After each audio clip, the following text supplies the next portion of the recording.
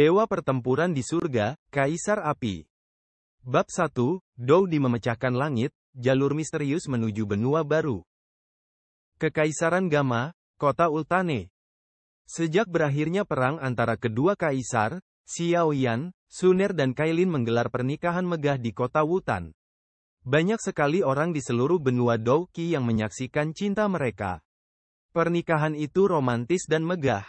Setelah itu, beredar rumor bahwa Xiaoyan menemani kedua putrinya di benua Douqi. Mereka seakan menghilang di mata orang-orang biasa. Tetapi hanya sedikit orang yang tahu bahwa Xiaoyan adalah satu-satunya yang berkeliaran di daratan, dan kedua putrinya pergi mundur untuk menyerang Doudi. Semenjak itu, di Kekaisaran Gama, kota Wutan telah melonjak menjadi kota tingkat pertama, dan keluarga kecil Xiao juga telah berkembang dalam kelipatan geometris. Kaisar Yan Xiaoyan. Di atas tebing yang dikenalnya, seorang lelaki lemah berpakaian hitam sedang berbaring di atas rumput, memegang sepotong rumput di mulutnya, mengunyah pelan, membiarkan rasa pahit samar memenuhi mulutnya. Titik awal segalanya tampaknya telah berubah sejak aku bertemu guru di sini. Pria berpakaian hitam itu tersenyum dan bergumam pada dirinya sendiri. Jika diperhatikan lebih dekat, sosok dan medan yang tampak lemah ini tampak agak familiar. Kaisar Yan Xiaoyan. Gunung di balik kota Wutan. Pria muda yang tampak kurus kering di depannya adalah pusat kekuatan tertinggi di benua Douqi. Sosok legendaris yang menyelamatkan benua tengah dari surga jiwa kaisar dan bahkan menyelamatkan benua Douqi dari malapetaka. Waktu berlalu dengan cepat, dan sebelum Anda menyadarinya, puluhan tahun telah berlalu sejak pertempuran legendaris antara kedua kaisar.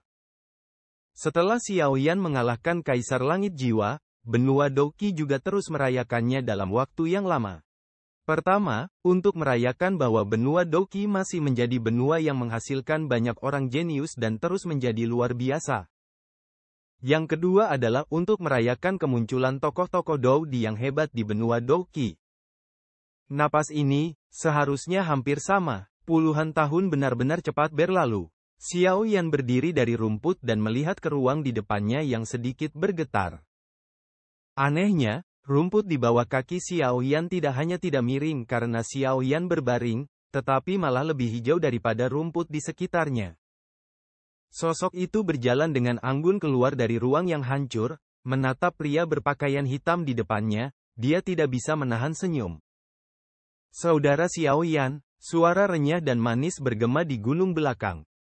Berhasil, Xiaoyan berbalik, menatap pipi Suner yang halus dan sedikit memerah, lalu tersenyum tipis.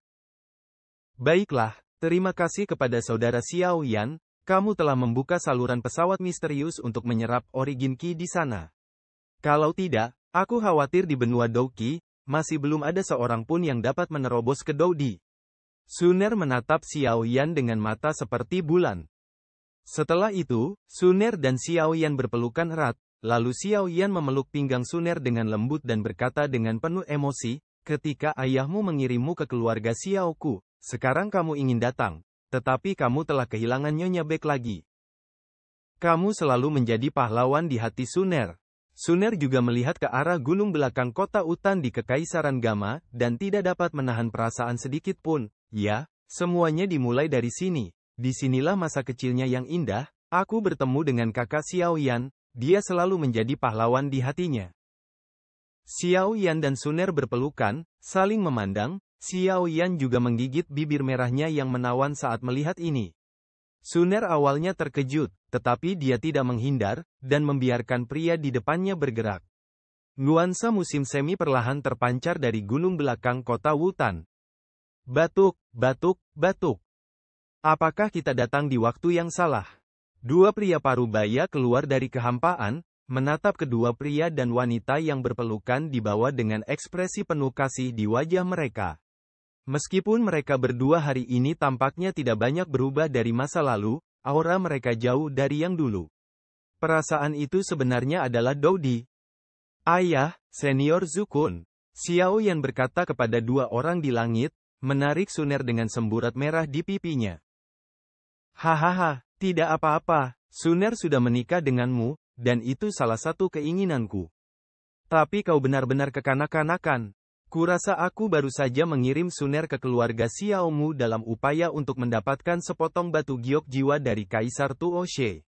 Aku tidak bisa membayangkan bahwa sekarang aku benar-benar kehilangan istriku dan kehilangan pasukanku. Namun, berkat bantuanmu, akhirnya aku berhasil menembus penghalang Dou Sheng, dan itu dianggap murah untukmu, nak. Gu Yuan tidak bisa menahan rasa puasnya saat melihat Xiao Yan dan putrinya tercinta Suner, yang merupakan seorang ayah. Ayah mana yang tidak ingin putrinya menemukan kebahagiaan dari orang yang dicintainya. Hahaha, Xiao Yan juga tertawa setuju dengan Gu Yuan, yang menatapnya dengan ekspresi lega. Cailin juga keluar.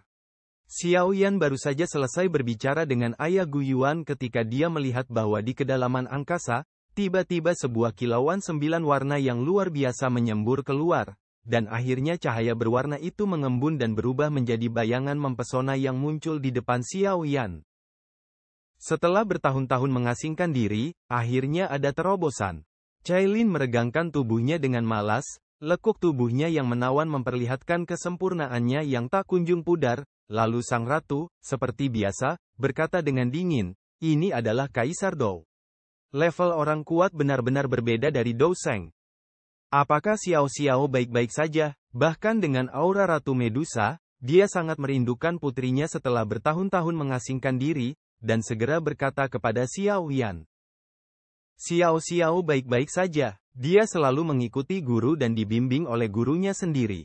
Xiao Yan juga menatap Medusa dan berkata perlahan. Sambil berbicara dan tertawa, mereka berlima berjalan dari gunung belakang menuju pintu masuk utama rumah Xiao. Jangan khawatir, Yaner, aku akan mengurus semuanya di sini untukmu. Pria yang baik bertekad untuk pergi kemanapun. Pergilah dengan percaya diri. Dunia baru berbeda dari benua Douqi. Kamu harus lebih berhati-hati tentang segalanya. Telapak tangannya bertumpu di bahu Xiao Yan. Bukankah yang sedang berbicara adalah Xiao Zhan, kepala keluarga Xiao saat ini? Sejak perang antara dua kaisar, Xiao Yan juga menyerahkan kembali posisi patriark kepada ayahnya. Sekarang keluarga Xiao sudah memiliki banyak anak dan cucu. Setelah Xiao Yan dipromosikan menjadi Kaisar Dou, karena kekuatan darahnya diaktifkan, semua orang yang dekat dengan Xiao Yan telah merasakan manfaat dari kekuatan darah, dan kekuatan mereka seperti perahu. Sangat mudah untuk ditingkatkan. Hanya dalam beberapa tahun, keluarga Xiao berkembang dengan kecepatan yang mencengangkan dan menjadi pemimpin beberapa keluarga besar. Tentu saja, Xiao Yan, Kaisar Yan, sangat diperlukan. Setelah mengucapkan selamat tinggal kepada keluarga Xiao, mereka berlima juga mengerti bahwa Dou Di yang kuat harus meninggalkan benua Douqi. Mereka pun segera muncul di Zhongzhou. Puncak Zhongzhou, gunung yang muncul dari tanah dalam pertempuran dua kaisar, disebut Gunung Suangdi oleh dunia. Gunung ini tidak dapat dicapai, dan tampaknya ada penghalang energi khusus di atasnya.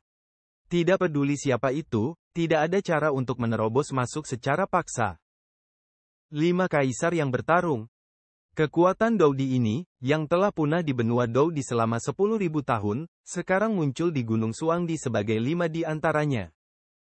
Di puncak gunung, 5 orang yang masih berada di keluarga Xiao beberapa saat yang lalu muncul di sebuah puri.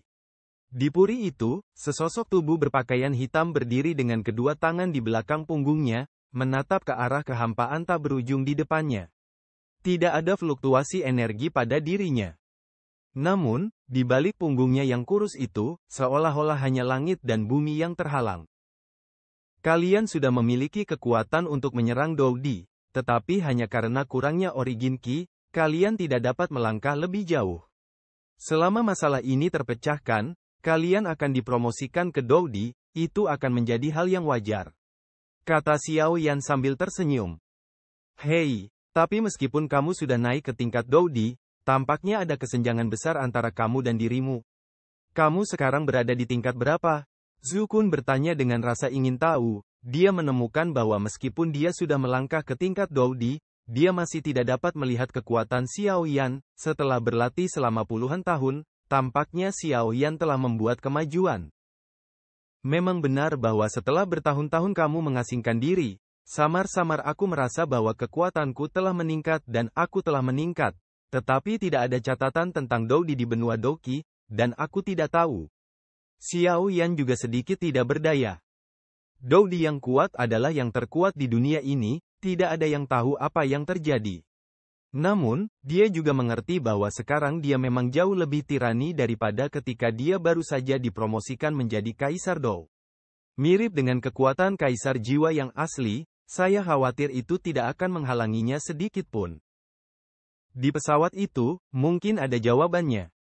Pada saat kamu mundur, perasaanku semakin kuat dan kuat. Benua Doqi tampaknya mendesakku keluar. Selalu ada suara yang memanggilku dari kejauhan. Xiao Yan mengangkat kepalanya, menatap kehampaan yang tak berujung, dan bergumam. Saya penasaran dengan suara yang sedang Anda bicarakan itu, atau dunia lain yang tidak dikenal. Zukun mengatupkan mulutnya, dan matanya terasa panas. Di dunia ini, mereka sudah menjadi kekuatan tertinggi. Namun, di alam misterius itu, mungkin ini hanyalah awal dari perjalanan.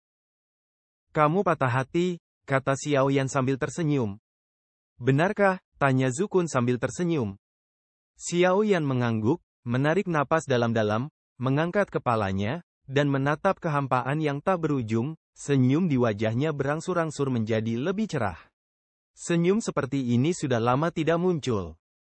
Kemudian sosok Xiao Yan perlahan melayang di atas jalan Doqi, menyipitkan matanya dan menatap kekosongan tak berujung di lorong di depannya. Matanya yang tenang selama bertahun-tahun tiba-tiba menjadi panas, dan dia bergumam, puluhan tahun kultivasi ini hampir membuatku melupakan perasaan bertarung. Gu Yuan dan Zukun berdiri dekat dengan Xiao Yan, mata mereka penuh dengan tatapan berapi-api menatap lorong gelap di depan mereka, dan bertanya dengan suara rendah, apakah ini lorong yang menuju ke jalan lain? Xiao Yan sedikit mengernyit, lalu mengangguk. Kalau begitu, ayo pergi. Tubuh Xiao Yan perlahan terangkat ke langit, dan saat ia naik ke langit, awan tebal tiba-tiba keluar dari langit yang kosong, dan langit dalam radius puluhan ribu mil berubah gelap dalam sekejap. Setelah turun, banyak pembangkit tenaga listrik mengangkat kepala mereka dengan ngeri dan melihat ke pegunungan Suangdi, di mana mereka merasakan fluktuasi energi yang sangat mengerikan. Di bawah tatapan mata yang tak terhitung jumlahnya di tanah, kekosongan pegunungan Suangdi yang tak berujung mulai berputar dengan keras, lapisan awan tebal menggeliat, dan akhirnya berubah menjadi lorong gelap. Bau yang mengerikan. Ini jalan menuju pesawat lain. Melihat lorong gelap seperti lubang hitam, Xiao Yan menjentikkan jarinya, dan 4 sinar cahaya melesat ke tangan Suner, semua saling bertukar batu giok jiwa dan meninggalkan jejak jiwa di atasnya. Dalam hal ini, jika terjadi kecelakaan, kalian akan dapat mengetahui situasi hidup dan mati satu sama lain, dan kalian dapat meminum pil obat ini. Dunia yang tidak dikenal itu menakutkan, dan dalam menghadapi hal yang tidak dikenal, kita hanya dapat menghadapi keadaan darurat dengan membuat lebih banyak persiapan. Berbicara tentang tangan Xiao Yan, ada 4 cincin nataka, dan ada beberapa pil emas kelas 9 di dalamnya. Itu persis apa yang disempurnakan Xiao Yan ketika mereka mundur dan menyerang Kaisar Dou. Keterampilan penyulingan obat Xiao Yan saat ini dapat dikatakan 10. Produknya tidak terlalu banyak. Semua obat penyembuh ini berasal dari Xiao Yan, apoteker nomor 1 di benua Doqi. Jindan tingkat 9 ini tak tertandingi di jalan Doqi, karena selalu disempurnakan oleh Doudi yang kuat, dan tidak sebanding dengan Jindan biasa. Ketika Xiao Yan berbicara, wajahnya tampak sangat serius. Bahkan dia merasa berbahaya di dunia misterius itu. Melihat lorong itu, bahkan dengan kekuatan Xiao Yan, tidak ada sedikit pun paksaan menyebar, oleh karena itu, harus berhati-hati. Saat memasuki lorong, ikuti aku dengan saksama. Jangan berpisah. Saat menghadapi krisis, hal pertama yang perlu dilakukan adalah melindungi diri sendiri. Bahkan jika itu adalah rencana terburuk, kita akan berpisah. Selama ada batu giok jiwa, akan lebih mudah menemukannya. Xiao Yan memiringkan kepalanya dan berkata dengan sungguh-sungguh kepada Kailin dan Suner, tidak ada yang tahu tentang dunia pesawat misterius itu. Meskipun mereka tak tertandingi di benua Doqi, saat mereka sampai di sana, keadaannya tidak seperti ini lagi.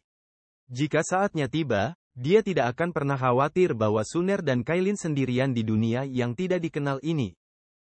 Baiklah, Kailin dan Suner juga tahu pentingnya apa yang dikatakan Xiao Yan, jadi mereka berdua mengangguk dengan tenang. Ayo pergi. Setelah menyelesaikan semua instruksi, Xiao Yan menarik napas dalam-dalam lagi, dan berhenti bicara omong kosong. Dia meraih Kailin dan Suner dengan kedua tangan, dan ketika dia bergerak, dia berubah menjadi cahaya hitam, secepat yang dia bisa. Dia menyapu lubang hitam gelap itu seperti kilat, dan di belakangnya, Gu Yuan dan Zukun bertemu, menggertakkan giginya, dan mengikuti. Tatapan mata yang tak terhitung jumlahnya, memandangi meteor yang melesat melintasi langit, beberapa orang tampaknya tahu apa yang direncanakan Xiao Yan dan yang lainnya, dan ada banyak sekali sosok yang berlutut di benua itu. Selamat kepada Kaisar Yan. Selamat kepada pemimpin. Suara-suara perkasa itu berkumpul di benua Douqi, dan akhirnya melesat ke langit, bergema di antara surga dan bumi, untuk waktu yang lama. Anak kecil, dunia di sana akan 10.000 kali lebih menarik daripada benua Douqi. Hehe, saat aku naik ke level Kaisar Dou, aku akan pergi ke dunia itu untuk melihatnya. Saat itu, kau harus menyiapkan tempat untuk menikmati berkah bagi gurumu. Di aliansi Tianfu, mata Yao Lao tak kuasa menahan diri untuk tidak basah saat melihat Xiao Yan yang perlahan menghilang di hadapannya. Ayah, Ibu Sun Er, aku akan datang mencari kalian saat aku sampai di Doudi. Bahkan dengan kekuatan Xiao Baxing Dou Seng, melihat pemandangan perpisahan keluarga di depannya, air mata di sudut matanya tak kuasa untuk tidak jatuh. Xiao Yan, kamu tidak boleh mati, kamu masih harus memberiku obat untuk dimakan. Ziyan tahu betul betapa Xiao Yan telah membantunya, jika bukan karena dia. Akhir juga merupakan awal, dunia baru. Xiao Yan menantikan dunia baru di dalam hatinya, dan darah di hatinya tampak membara lagi. Biarkan aku, Xiao Yan, datang ke benua yang tidak dikenal ini.